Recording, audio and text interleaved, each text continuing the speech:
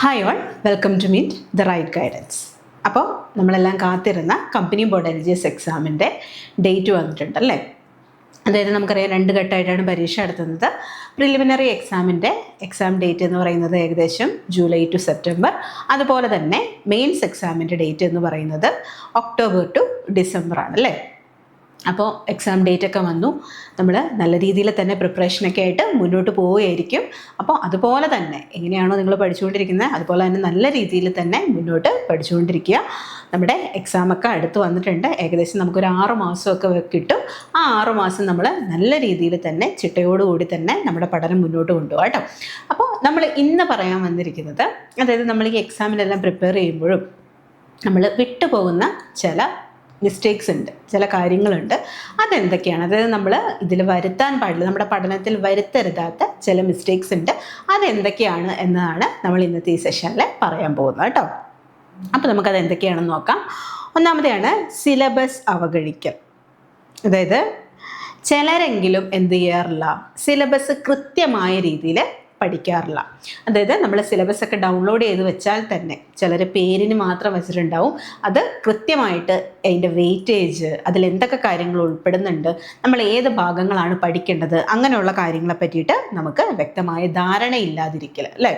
അപ്പോൾ നമ്മൾ ആദ്യം ചെയ്യേണ്ട കാര്യം, അതായത് നമുക്കറിയാം മെയിൻസ് എക്സാം, അതായത് പ്രിലിമിനറി എക്സാമിനും മെയിൻസ് എക്സാമിനും തമ്മിൽ അധികം സമയ വ്യത്യാസമൊന്നുമില്ല അല്ലേ. ഏകദേശം നമ്മുടെ പ്രിലിമിനറി എക്സാം കഴിഞ്ഞാൽ തന്നെ ഉടനെ തന്നെ മെയിൻസ് ഉണ്ടാവും.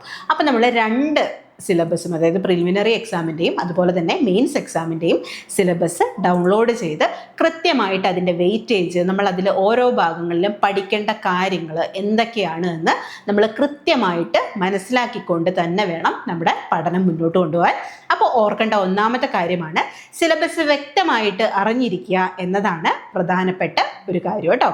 അപ്പോൾ ഓർക്കുക, സിലബസ് കൃത്യമായ രീതിയിൽ നമ്മൾ മനസ്സിലാക്കി തന്നെ പഠിച്ച് മുന്നോട്ട് പോവുക. മറ്റൊന്നാണ് SCERT പുസ്തകങ്ങൾ ഒഴിവാക്കൽ. നമുക്കറിയാം നമ്മുടെ ഈ അടുത്ത് വന്നിട്ടുള്ള PSC എക്സാമുകളിലെല്ലാം SCERTയുടെ സ്വാധീനം എത്രമാത്രമാണെന്നല്ലേ.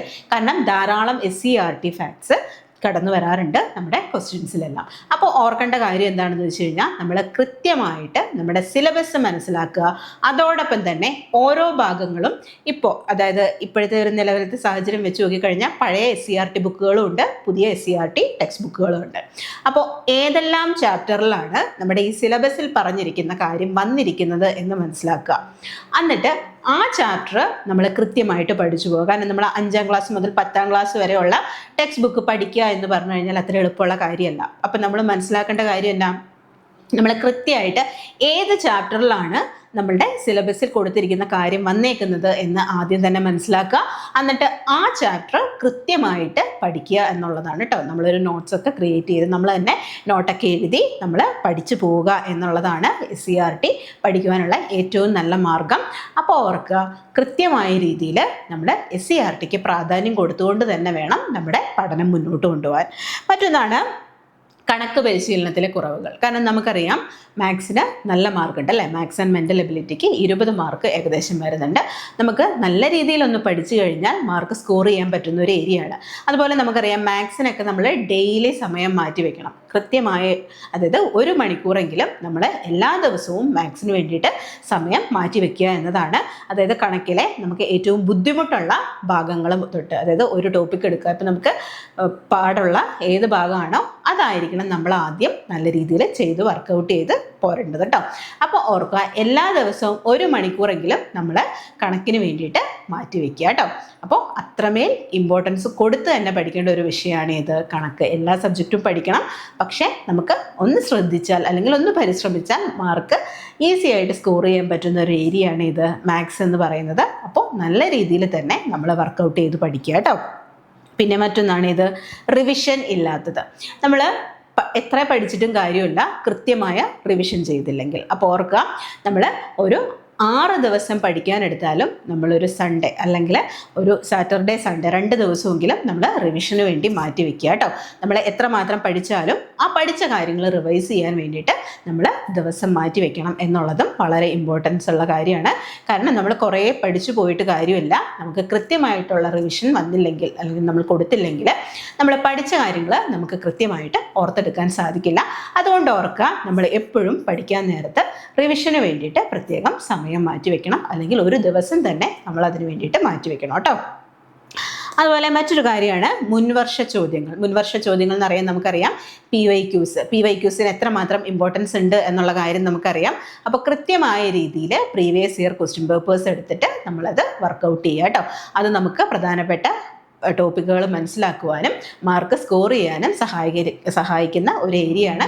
അതുകൊണ്ട് PYQs മാക്സിമം ചെയ്യുക കേട്ടോ. അതുപോലെ മറ്റൊന്നാണ് ഇത് മോക്ക് ടെസ്റ്റുകൾ ഒഴിവാക്കുക. നമ്മൾ കുറേ പഠിച്ചു പോയതുകൊണ്ട് മാത്രം കാര്യമില്ല, നമ്മൾ എക്സാംസ് എഴുതി ശീലിക്കുക കേട്ടോ. നല്ല രീതിയിൽ നമുക്ക് മാക്സിമം കിട്ടുന്ന അത്രയും മോക്ക് ടെസ്റ്റുകൾ പരിശീലിച്ചുകൊണ്ടേയിരിക്കുക കേട്ടോ. അപ്പോൾ നമുക്കത് മാർക്ക് സ്കോർ ചെയ്യാനായിട്ട് നമ്മളെ സഹായിക്കുന്ന ഒരു കാര്യമാണ് ഇത് മോക്ക് ടെസ്റ്റുകൾ പരമാവധി ചെയ്തു നോക്കുക എന്ന് പറയുന്നത്. അപ്പോൾ ഈ തെറ്റുകളൊക്കെ നിങ്ങൾ ഒഴിവാക്കിക്കൊണ്ട് നല്ല ചിട്ടയായ രീതിയിൽ തന്നെ പഠിക്കുക. കാരണം നമ്മളെ സംബന്ധിച്ച് വളരെ മികച്ച ഒരു അവസരമാണ് വന്നിരിക്കുന്നത് കമ്പനി ബോർഡ് LGS എന്ന് പറയുന്നത് അല്ലേ. കാരണം നമുക്കറിയാം നല്ല രീതിയിൽ അഡ്വൈസ് പോയിട്ടുള്ളൊരു പോസ്റ്റാണ്. അപ്പോൾ ഇത് നമ്മൾ നല്ല കോൺസെൻട്രേറ്റ് ചെയ്ത് നല്ല ഊർജ്ജത്തോടു കൂടി തന്നെ പഠിച്ചു വരിക, നല്ല രീതിയിൽ തന്നെ പഠിച്ചു പോവുക. അപ്പോൾ നല്ല ഊർജ്ജത്തോടു കൂടി തന്നെ പഠിച്ച് മുന്നോട്ട് വരിക കേട്ടോ. അപ്പോൾ നമുക്ക് മറ്റൊരു സെഷനുമായിട്ട് വീണ്ടും കാണാം. അതിന് മുന്നോടിയായിട്ട് നമ്മളൊരു കാര്യം പറയുകയാണ്, കമ്പനി ബോർഡ് LGSൻ്റെ കോഴ്സ് നമ്മൾ ആരംഭിക്കുന്നുണ്ട്. അപ്പോൾ ജോയിൻ ചെയ്യാൻ താല്പര്യമുള്ള ആളുകൾ എത്രയും വേഗം തന്നെ ജോയിൻ ചെയ്യുക. കൂടുതൽ വിവരങ്ങൾ അറിയുവാനായിട്ട് താഴെ കാണുന്ന നമ്പറിൽ കോൺടാക്റ്റ് ചെയ്യുക. അതുപോലെ തന്നെ ഓർക്കുക, ഇതിൽ ലൈവ് ക്ലാസ്, അതുപോലെ തന്നെ റെക്കോർഡഡ് ക്ലാസ്, ബുക്സ്, മെൻറ്റർഷിപ്പ് എല്ലാം അവൈലബിൾ ആണ്.